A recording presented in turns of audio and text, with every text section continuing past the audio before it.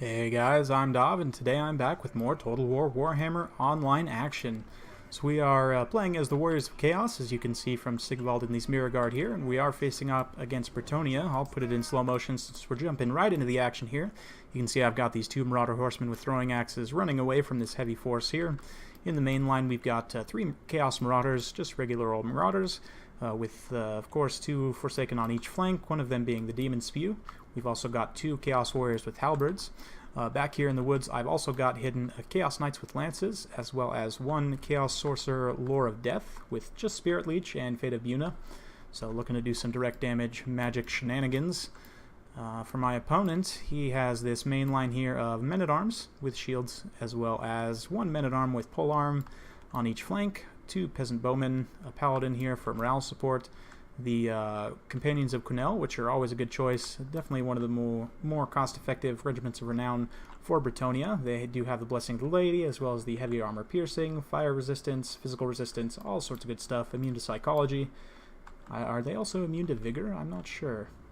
I don't believe so. Nope, just the physical resistance. So he also does have this heavy flying force here. Two Royal Pegasus Knights. One Royal Pegasus Knight, one regular Pegasus Knight. Also, he has a Flying Lord with no potion, looks like, and the Royal Hippogriff Knights. So, just as a tip for you guys, I would pretty much never bring these guys. Even in campaign, they only have 60 armor, and for such an expensive unit, I mean, they do have heavy weapon strength, good charge bonus, cost terror, all that good stuff, but just the 60 armor is just pitiful, and they really, I've never seen them be cost effective. Yeah, I'm really not sure. I don't know that I would ever bring these guys. You guys will have to let me know what you think, but I guess we'll see in this battle.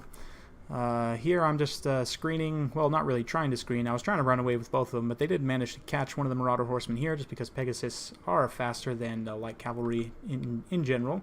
So this unit's going to get caught, but it is going to allow this other unit to throw in some axes and deal a bit of damage here. Nothing too substantial, but mostly I'm just trying to draw my opponent over here. And, you know, if I can maybe get one or two of these units isolated and pull them over, you know, nearby this forest, then I can jump out there with those Chaos Knights and, you know, get a really nice counter charge and really put some people down, maybe throw a Fate of Buna out.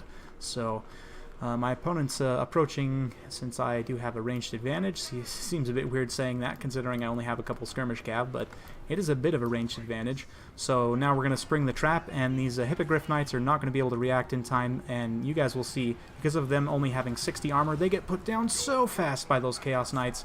We are also dropping a Fate of Buna on those Royal Pegasus Knights, so they're going to be taking quite a bit of damage as well from that.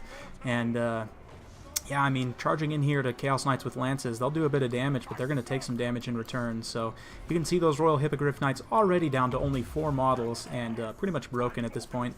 So those Royal Pegasus Knights down to 17 models, about half HP, maybe even lower, but they did manage to rout off those Marauders, but no big deal. I mean, they're just Marauders.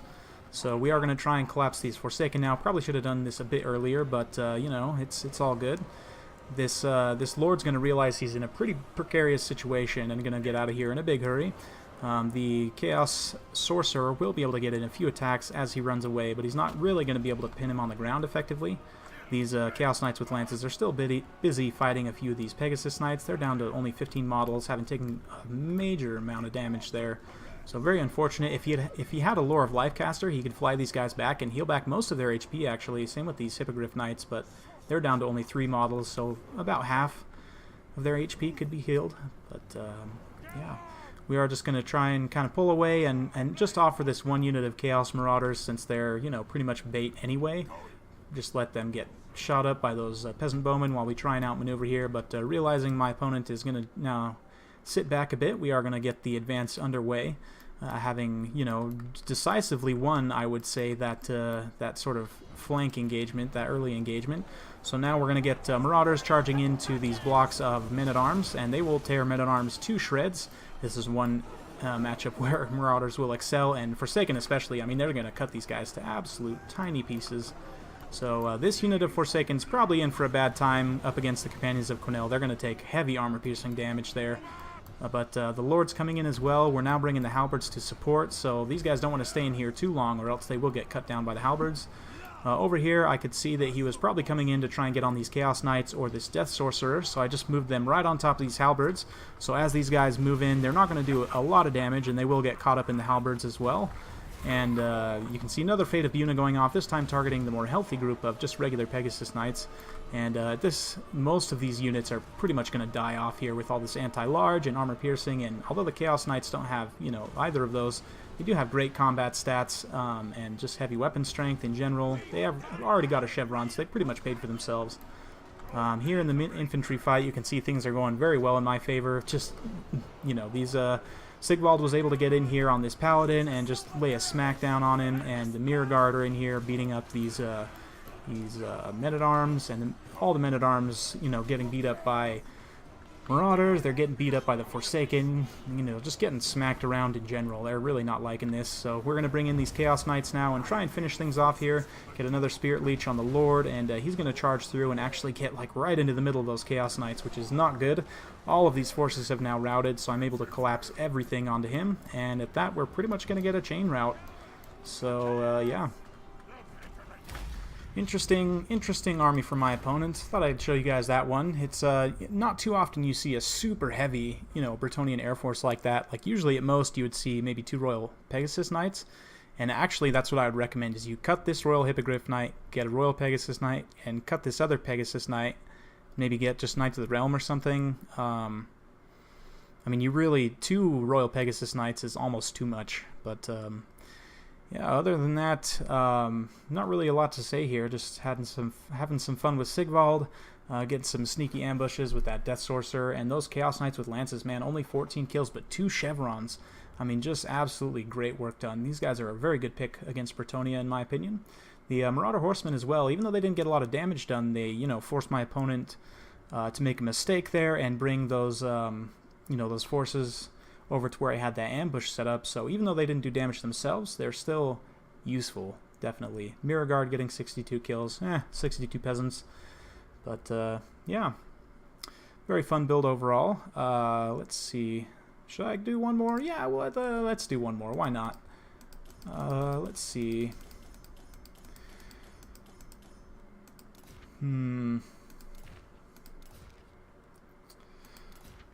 I guess we can take a look at this one here. This is, you guys may have seen this build before. I've sent it to various channels, but, people like to hate on the Razorgore herds, the pigs, but I quite like them against the dwarves. So you can see here, for my force, I've actually got a standard Beastlord, so yes, indeed, no Morgr. This is actually one matchup where I would prefer to bring a Lord on a chariot, just because they can be on a chariot, and Morgr can't be on a chariot.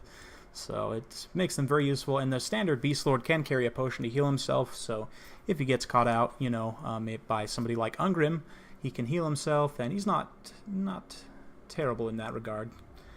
I also do have a Bretonnia Lord of Death, of course, on a chariot. We've got 4 Gore Herds with shields, just so they can take a bit of extra missile fire. The shields aren't really great with them. It's a pretty low missile block chance, if I remember right, but anything you can get helps. They're a bit cheaper as well, so... We also have the 2 Beastlord Herd, of course, for some armor piercing in the front line. We also have 2 Razorgore Chariots on this flank over here with the Death Sorcerer, and yeah, the 4 Razorgore Herd in this group with the Beastlord. So he's got some buffs.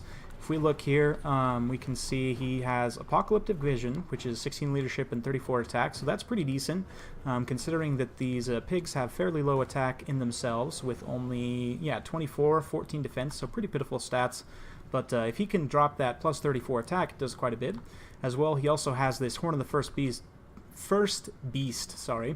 which starts on a fairly long cooldown, but you can see it's a great buff. 12% charge bonus, 12 melee attack, 18% weapon damage, and immune to psychology for a pretty large radius. So very, very good stuff. You can see my dwarf opponent has deployed kind of in this Helm's Deep here. We'll go ahead and slow it down while we look at his build. He's got dwarf warriors all around, lining the outside. Looks like 2 units of miners inside, one of them being the Ekrand miners, both having blasting charges. Dragonback Slayers as well, 1 unit of Thunderers here, the Ulthar's Raiders, Runesmith on this flank with the Rune of Wrath and Ruin, Runesmith on this flank with all the runes, and Ungrim Iron Fist. So, very good stuff. A decent dwarf build overall, but we'll see how it fares to the dreaded woo pigs.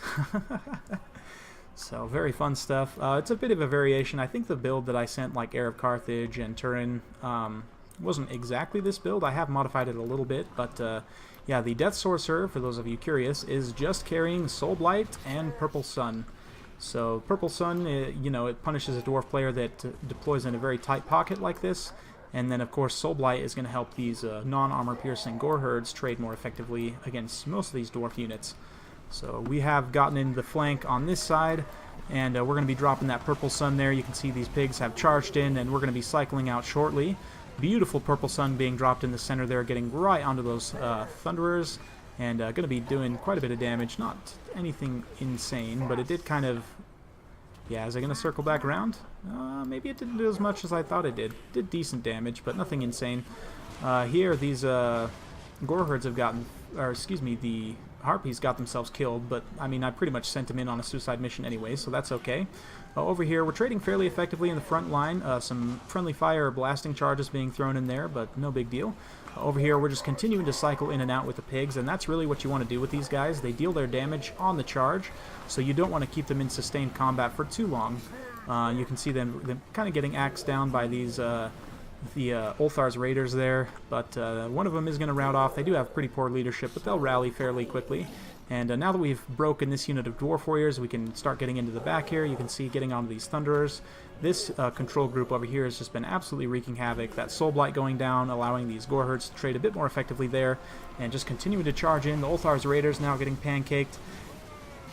And it's just a bad day overall. This cannon crew is also here in the fight now, not where they want to be. And just continuing to pull around. The Dragonback Slayers just have their hands full with all these large units. It's just not enough.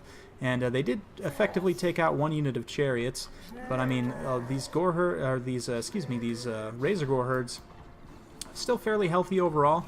One of the units did get routed off. This one's fairly low, but you know, still fairly healthy. The Beastlord's very healthy as well, so we're going to kind of break them up and start getting them into the back of these different fights here. And we'll take a look at these beautiful charges here. Not getting a terribly effective charge on that one actually, but the Beastlord just charging through as well, just you know, getting in on all these dwarfs here. So you guys who play dwarves will have to let me know what you think about this build, how you'd go about countering it. The most effective counters I've run into with this build have been gyrocopters. Honestly, like 4 gyrocopters with brimstone guns, or even the regular gyrocopters can do quite a bit of damage to these Razorgore herds. So it's yeah.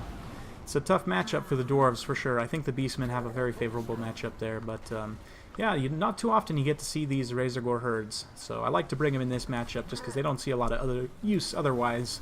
I don't think they're very useful in other matchups, but we'll get some nice cinematics here as we try and take out the dwarf leadership. It's pretty much just Ungrim Iron Fist at this point, and even he's pretty much below half HP, so we'll go ahead and just fast forward here as we clean things up. See the Beastlord charging around, finishing off the last of these Dwarf Warriors, and now it's pretty much just Ungrim holding out bravely, chopping away at hundreds of Beastmen, but just too much. You know, they really ought to make Ungrim being immune to knocked over, although in the issue with units who are immune to being knocked over, like Thorgrim, for example, is they take all the charge damage from like a Flying Lord, for example, right to the face. So, I mean, it's kind of a give and take. Having your Lord be able to be knocked over is unfortunate because they can't return attacks, and they can really just get cycle charged, and it's, you know, tough. But as well, they don't take as much damage from each charge, so it's a bit of a trade-off. But I definitely think that Ungrim, because he's kind of a monster slayer, should be immune to being knocked down, and should be able to, you know, stand up to high mass units and dish damage back to them effectively. So it's a bit unfortunate for him. Pretty much all the dwarfs, there's an argument you could be made that all the dwarf leadership, at least, should be immune to being knocked over. I don't know if that would hurt them or help them, it's hard to say. But having some more units that can block chariots and block high mass units would definitely be helpful. So for my build, yeah, I mean, just spread across nicely, pretty much everything except the Harpies getting decent kills. Exactly what you want, pretty much. For my opponent's build, the Dwarf Warriors didn't do a whole lot for him. The Miners with Blasting Charges actually got a few kills, and those Dragonback Slayers did decent as well, but just not enough, you know, stopping power. And I guess that's the issue, is even with these Dwarf Warriors, you know, a unit that has charge defense against large, if you charge them in the flank or the back, they don't get that charge defense, so it's just kind of tough. I don't know. What do you guys think? What would you do to counter this build, and what would you do to buff the dwarves? Let me know in the comments below. Thank you guys very much for watching. If you're enjoying the content, like and subscribe, and we'll see y'all next time.